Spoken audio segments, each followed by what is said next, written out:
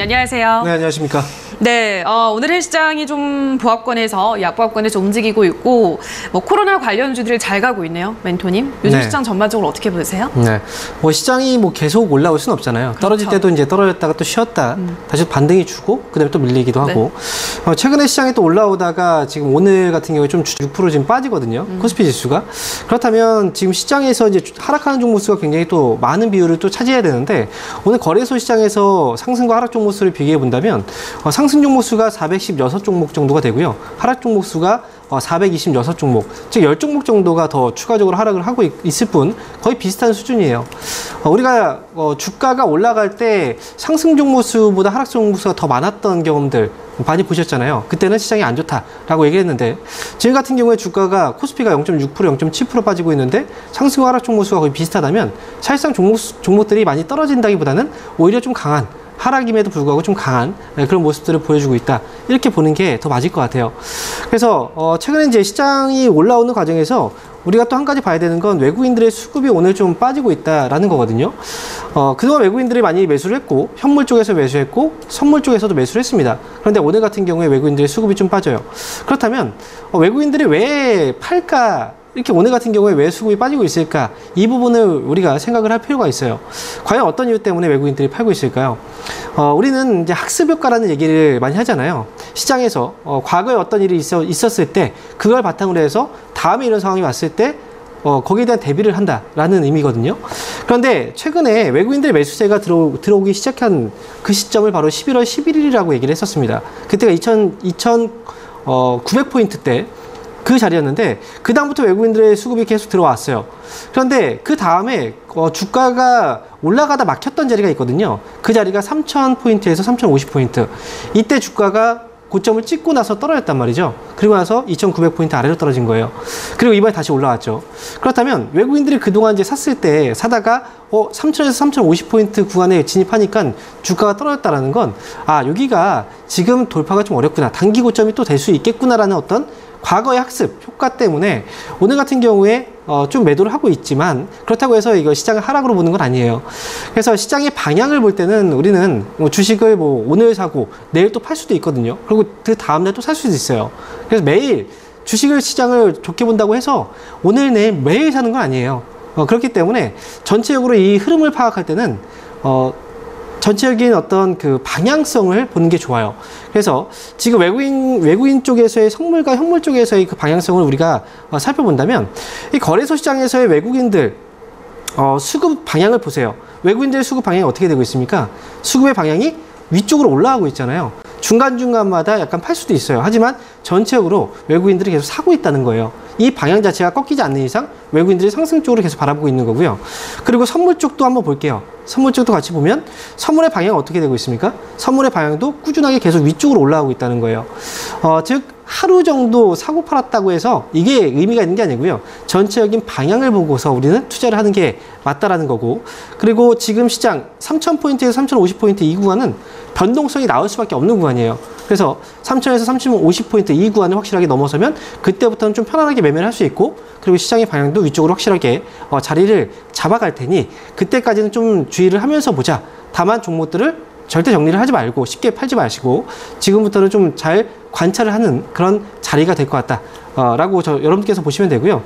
오늘도 뭐 빠진 게 아니에요. 사실 장 후반까지 봐야 되는 거고요. 그리고 오늘 현재 양봉이 지금 나오고 있다는 건 그만큼 또 반발 매수가 강하다라는 의미이기 때문에 여러분들 뭐 지금 시장에 대해서도 많은 고민들을 하실 거예요. 지금이라도 뭐 종목들을 사야 되는 건가? 아니면 지금 올라왔을 때 팔아야 되는 건가?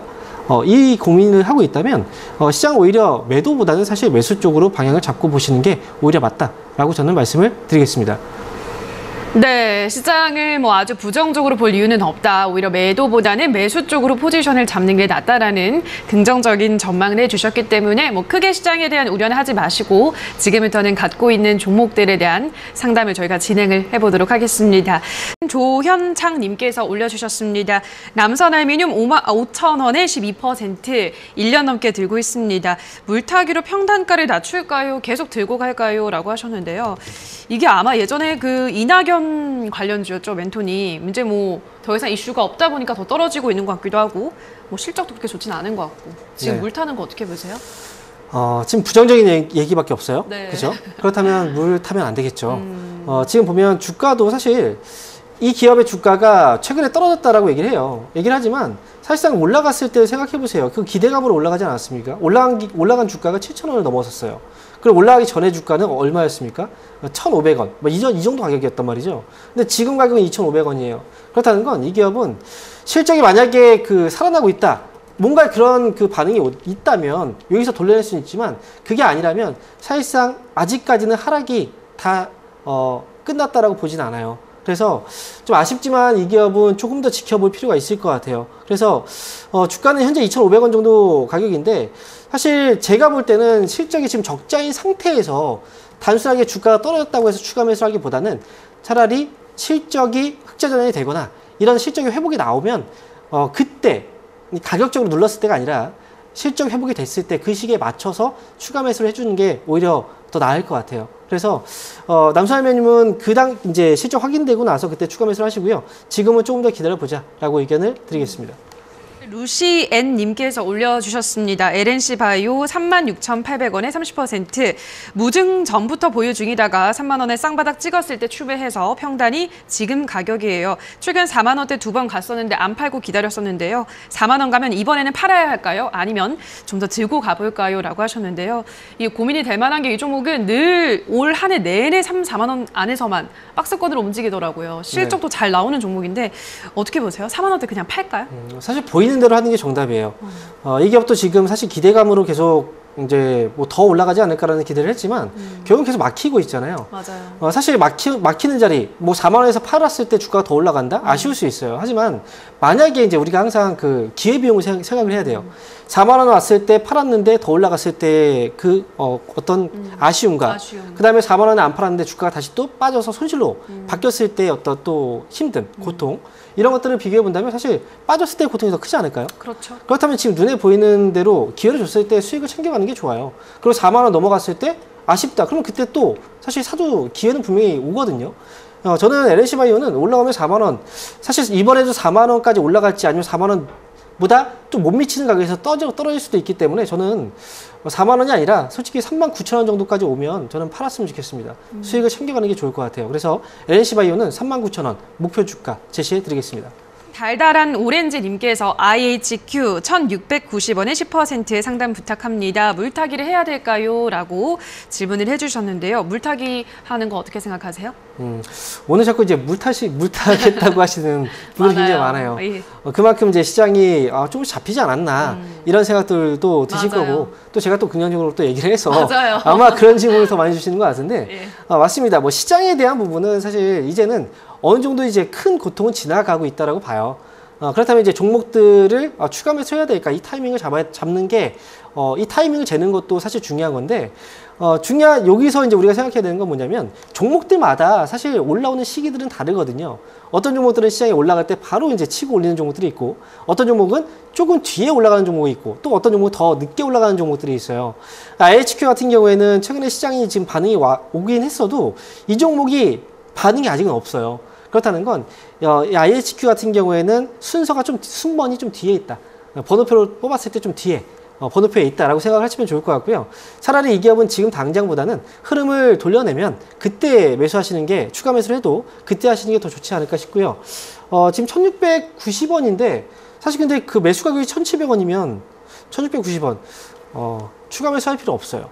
네. 제가 가격을 조금 더 높은 가격이라고 생각했거든요. 근데 이 정도 가격이면 추가 매수할 필요 없어요. 이 종목은 올라갈 때 탄력이 큰 만큼 하루만 해도 올라갈 수 있는 자리에 있기 때문에 추가 매수하지 마시고 그냥 가져가시면 돼요. 욕심부릴 필요 없고요.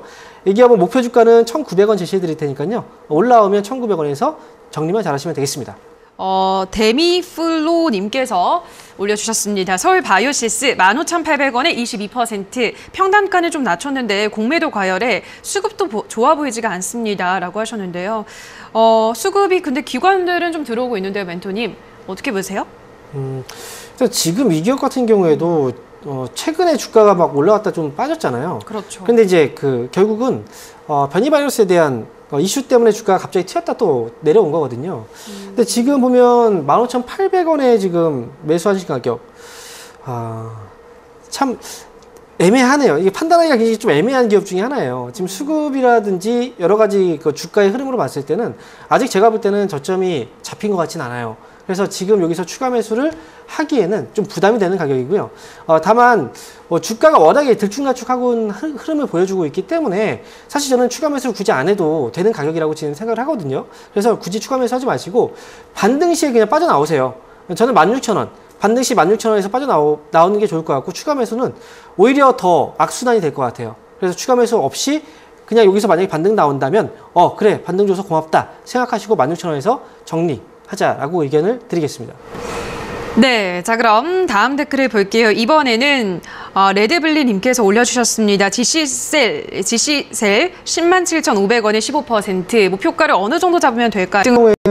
107,500원에 지금 매수를 하셨으면 수익 중이신 상황이에요. 맞아요.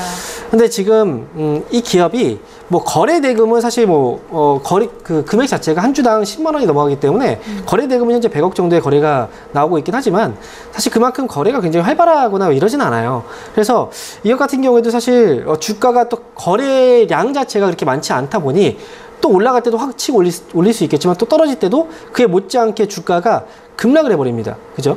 그래서 이 기업은 너무 욕심을 부리지 않는 선에서 잘 빠져나오는 게 저는 중요하다고 생각이 들고요. 목표 주가는 11만 5천 원이에요. 이 가격 걸어두시는 게 오히려 낫지 않을까 싶어요. 그래서 12만 5천 원 반등 시 매도 의견 드리겠습니다. BMW 64,700원에 20% 매수가까지 올라올지 궁금합니다 라고 하셨는데, 지금 워낙 괴리가 큰 상태여서 추가 매수를 해볼까요? 아니면 그냥 기다릴까요? 이것도 진짜 속 타는 기업이에요. 맞아요. 지금 보면 이제 올해 같은 경우에도 실적이 굉장히 좀 안 좋았고, 그런데 지금 이제 5G 관련주들이 대부분 다 이래요. 근데 실적이 지금 앞으로 좋아질 수 있을까? 주가 하락으로 본다면 사실 많이 빠졌기 때문에 어느 정도의 회복은 가능해 보이긴 해요. 근데 매수가가 높아서 추가 매수를 고려하시는 것 같은데, 제가 볼 때는 추가 매수라면 더 힘든 상황이 또 올 수도 있어요. 저는 추가 매수는 안 하셨으면 좋겠습니다. 그래서 이 기업은 앞으로의 그 상황이 좀 달라진다면 그때는 뭐 추가 매수 굳이 안 해도 매수가까지 회복은 또 할 수도 있거든요. 지금 당장 추가 매수하지 마시고 저는 5만 원 정도 오면 그때 다시 한번 상담을 받으셨으면 좋겠어요. 그래서 KMW는 5만 원 오면 다시 한번 질문을 주시기 바랍니다.